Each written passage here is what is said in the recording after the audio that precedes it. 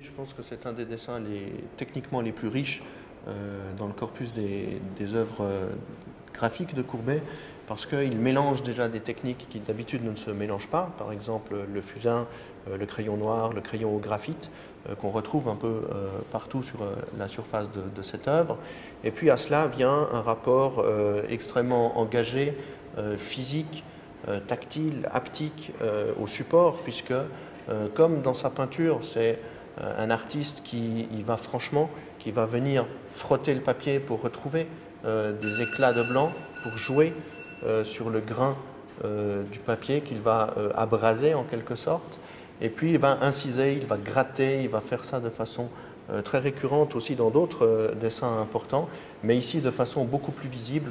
Et c'est en plus un dessin qui prend une résonance particulière, puisque c'est probablement la source de la Loue, ou en tout cas dans les environs de la source de la Loue. En quoi c'est vraiment, il incarne la modernité, Courbet? Dans ce dessin, on le voit justement par ce rapport très physique au support et par la volonté d'explorer les différentes possibilités techniques que lui offrent ces différents types de crayons et de crayons noirs.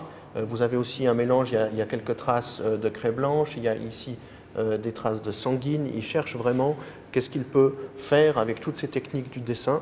On a toujours dit qu'il ne maîtrisait pas les outils du dessin. Or là, on voit bien qu'il les maîtrise et qu'en plus, il cherche à voir jusqu'à quel point il peut pousser, jusqu'où il peut aller pour les exploiter au mieux.